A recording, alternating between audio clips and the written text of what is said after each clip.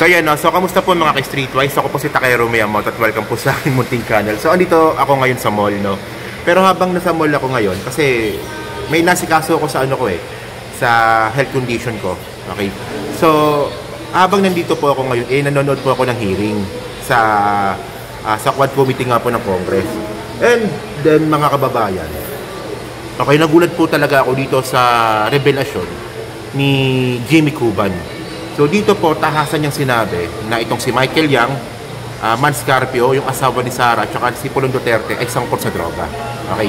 So kasi medyo mahaba yung hearing, so puputulin po natin. So ito po yung pinaka-statement po ni Jimmy Cuban.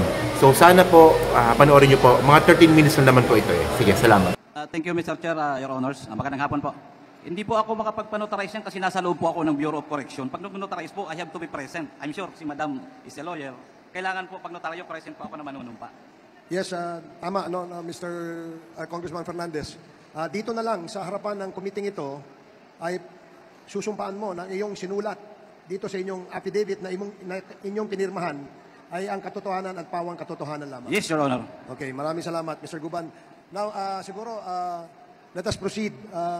Bago tayo magtanong tungkol sa kanyang affidavit, siguro, baka pwede bang malaman yung personal circumstances mo?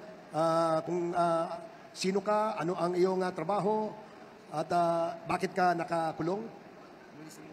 Maraming salamat po mga kagalang-galang na kongresista, the Honorable Chairman of this committee.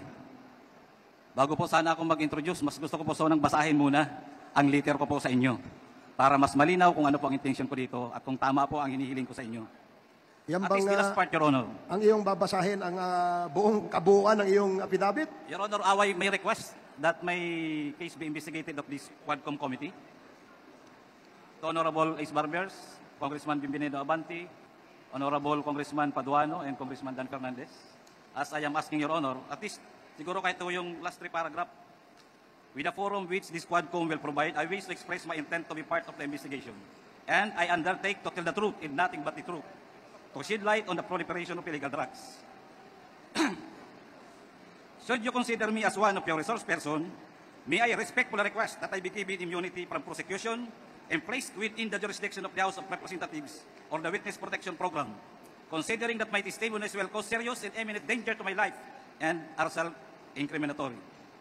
For your consideration and perusal, of course, Your Honor, I attach herewith copies of my sworn statement containing my proposed testimonies and judicial affidavit, containing my retraction of my previous testimonies during the Senate, my testimony in the court, more particularly my statement that Colonel Asierto has personal knowledge of the importation of 2 magnetic lifters containing shabu and confiscated in Manila International Container Port on August 7, 2018. Your Honor, again, magandang hapon po.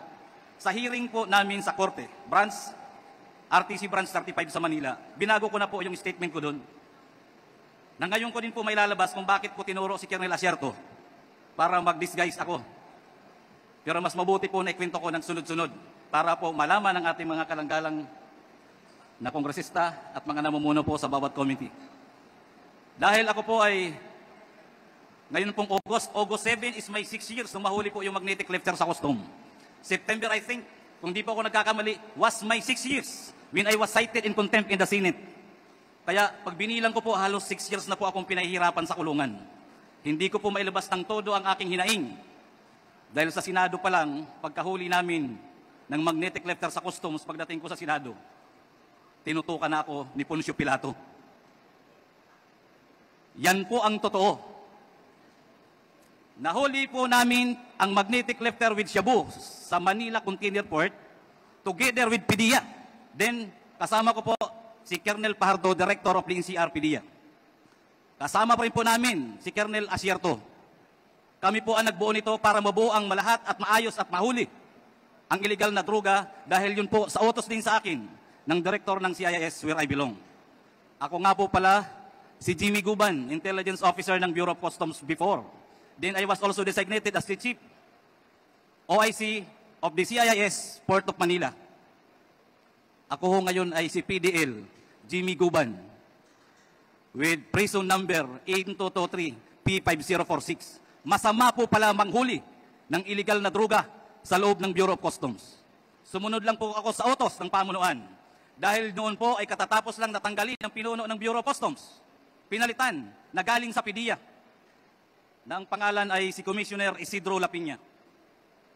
During the time, Your Honor, operatiba na po ako. Organic pa akong operatiba ng Customs Intelligence and Investigation Service. That is 17 years. Marami pong inuutos sa akin, marami pong reports na nare-receive namin na still nandoon ang mga tao ng first family at pati sila ay nag-i-impluensya.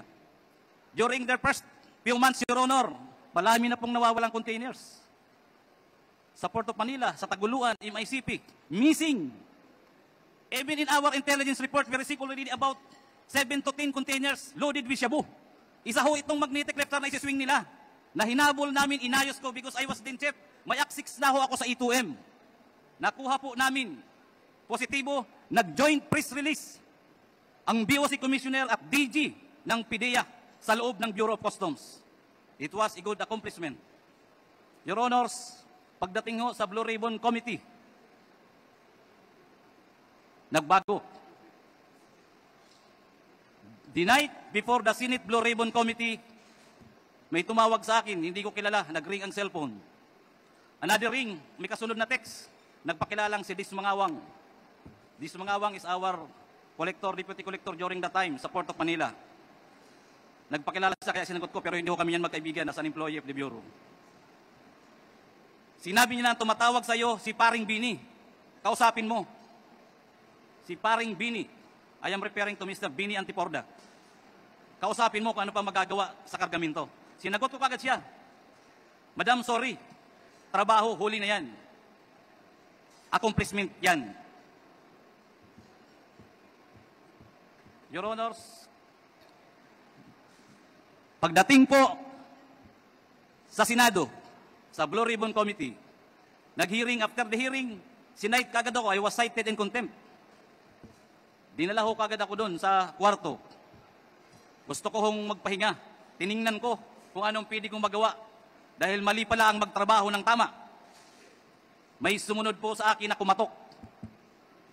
Sabi ko siguro ko may tutulong sa akin. Nagpakilalang, tiga Blue Ribbon to. Buksan mo pinto, babae. Sana po makuha natin ang CCTV. Nakita ko po staff ng Blue Ribbon. May sumunod po sa kanyang pumasok, diretso sa kwarto ko. Tuloy-tuloy po akong tinuturo, dinuduro. Jimmy, pag binanggit mo ang pangalan na to, pag binanggit mo to, mamamatay ka. Lalo na kung makarating ka sa Pasay City Jail.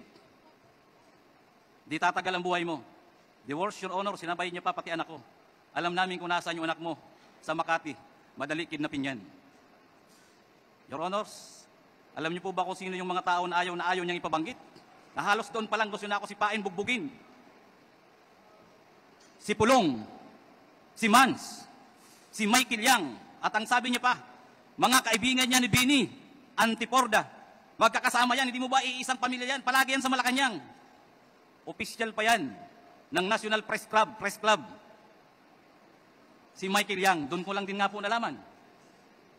Your Honors, halos hindi ko humatansya na ang intelligence report namin ay doon palang validated na may mga trabaho si Michael Yang at ang kanyang kaibigan ng illegal na droga. Halos, sabi ko, Diyos ko, akala ko trabaho lang to. Your Honor, doon pa ako nag-isip. Nag-isip, nanalangin, at sinabi ko sa sarili ko, para safety ako. At alam kong kaibigan ko naman si Colonel Asierto at malapit sa intelligence report namin, siya na lang ang dinisguise kong importer ng magnetic lifter loaded with shabu. Your Honor, before the time nung ma-apprehend namin yung container, may kasama akong si Hernan Abarrio. By the way, Your Honor, ang may-ari niya na Bicaba Trading, ang consignee na yan, ang may-ari ay tiga Calapan, Oriental, Mindoro. Meron akong kasama na tiga Oriental, Mindoro. Magkasabay, nalaman ko kagad kung sino si Mr. Bicaba Trading, Bidasto Cabral Barakil. Dahil si Hernan Abarrio ay tiga roon, na-check niya kagad kung sino si Bidasto Cabral Barakil. Ang pamilya ay nandun lang ang pamilya ni Hernan ay tiga roon sa Calapan City. Si Mr.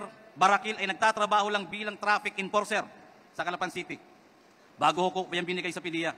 inalam at kinausap ni Agent Hernan Abario. Umuwi, kinausap, tinawag. Pare, paki-confirm mo na lang kung mayroon parating or what. Alam niyo yung tatlong tao, normal na normal. Parang walang nangyayari sa kanila. At yung isang inchik, 2 o 3, sabi sa akin, pare, yung inchik nga, hindi takot eh. Sabi ko, bakit? Sabi niya, Michael Yang yan eh. Michael Yang yan, advance, pulong. Kami hingi na lang ng tulong sa inyo, tulong yan. Wala pong kakwinta, parang hindi po na, parang normal na normal lang.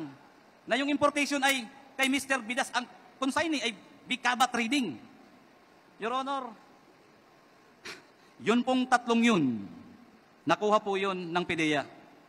Invited by the PIDEA or arrested. It was only presented once sa Senate. Umamin sa Senate na kanya yung kargamento, gamit. Pinakiusapan siya ni Mr. Ponichin. I'm sorry, Your Honor, wala pa akong copy. Nagaling po talaga ako sa Bucor. Nandun po yan, nababasa po yan natin, mababasa at mababasa natin yan. And I can bring that document here. Napakalinaw ng tanong ng chairman ng Magic Blue Ribbon Committee, ng Senate Blue Ribbon Committee. Your Honor, inamin, may ebidensya, yung tatlo lang muna. Bakit nila winala hanggang ngayon? 6 na taon po ako nagsasuffer sa kulungan. Ang tokha nga, double barrel, kunti lang na droga, kulong kaagad, patay kaagad. Nasaan itong tatlo? Si Mr. Bidasto Cabral Barakil, Lagrimas Katipan, Emily Lukigan, ang alam ko yung inchik, pinakawalan din nila. Ano ang meron? At bakit po ako ang dinidikdik hanggang sa Bucor? Nakarating ako na nanghuli lang po ako ng illegal na droga. Wala hong nawala kahit katiting. Inorderan po ng judge na sunugin, sinunog. Nandoon po ang testimonya ng mga PIDEA. Kasama kong PIDEA sa aking opisina sa Bureau of Customs. Kami po ang nanghuli. Ano po ang particular na batas? Ang ibabiolate ko? Conspiracy to import? Or yun ang grand conspiracy na linisin ang pangalan ng First Family at si Michael Yang para pagsalitain pa ako at papirmahin na ang kasama doon sa importation na isang politiko na kalaban nila na hindi ako pumayag. Dahil sabi ko walang alam yan. Hanggang ngayon po, malinaw. Basahin ko man po ang testimonya ko hanggang ngayon. Magaling pa siguro po ang kunti kong memory card. Hindi ko po makakalimutan kung paano ko sinakripisyohan yan. Ako ho, ikinulong. Buti na lang may Diyos. Pagdating po sa kulungan, may mga tumutulong sa akin. May mga lumalapit ho. Natistigo kung sino si Michael Yang, paano nasunog ang Bureau of Customs, paano pinatay ang empleyado ng mga taga-customs. Bakit ang daming releases during the time ng mga containers na nawawala hanggang ngayon hindi iniimbestigahan? Napakasakit po mga kalagalang-galang na kongresista at sa iba pong mga resource speaker dito. Andito po ako, I am seeking for truth and justice. Nothing less, nothing more. Thank you, Your Honor. Meron pa pero mamaya naman baka tumas.